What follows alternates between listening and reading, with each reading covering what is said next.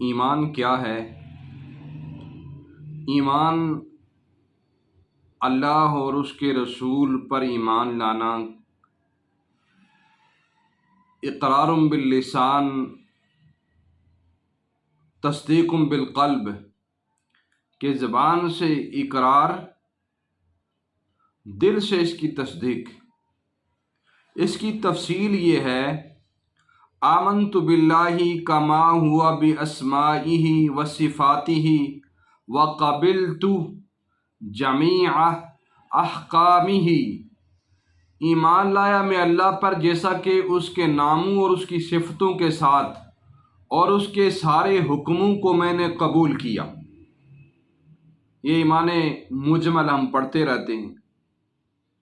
اور دوسرا، آمنت باللہ وملائکتہ وکتبہ ورسلہ والیوم الآخر والقدر خیرہ وشرہ من اللہ تعالی والبعث بعد الموت، کہ ایمان لایا میں اللہ پر اور اس کے فرشتوں پر، اس کی کتابوں پر، اس کے رسولوں پر، اور قیامت کے دن پر، اچھی اور بری تقدیر پر، یہ کہ اللہ کی طرف سے ہوتی ہے، اور بعث بعد الموت، یعنی مرنے کے بعد دوبارہ اٹھایا جائے گا، دوبارہ ہم نے زندہ ہونا ہے۔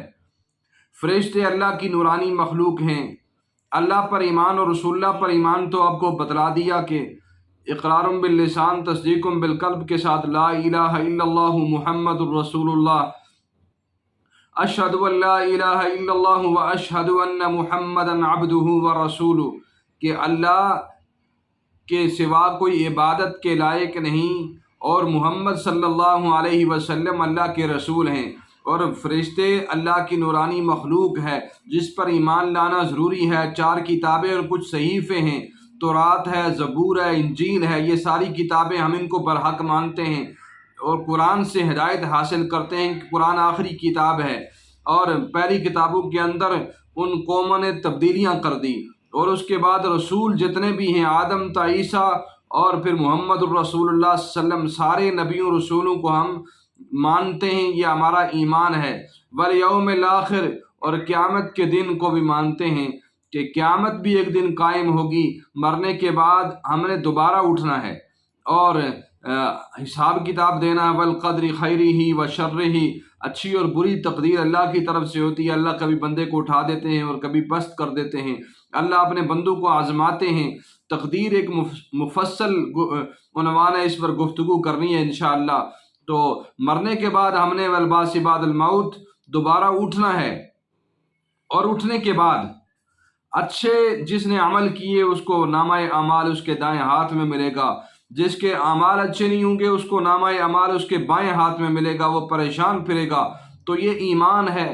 ایمان کو سمجھنا لازمی ہے، اور پھر ایمان پر محنت کی جائے۔ ایمان پختہ ہونا چاہیے۔ یہ ایمان کبھی بڑھتا ہے، کبھی کمزور ہوتا ہے۔ انسان گناہ کرتا ہے، اس کا ایمان کمزور ہو جاتا ہے، اور انسان اگر اعمال صالحہ، اچھے اعمال کرتا ہے، نوافل کا اہتمام کرتا ہے، ذکر و اذکار کرتا ہے، تو اس کا ایمان بڑھتا رہتا ہے۔ اللہ تعالی ہم سب کو اپنا ایمان بڑھانے کی توفیق نصیب فرمائے۔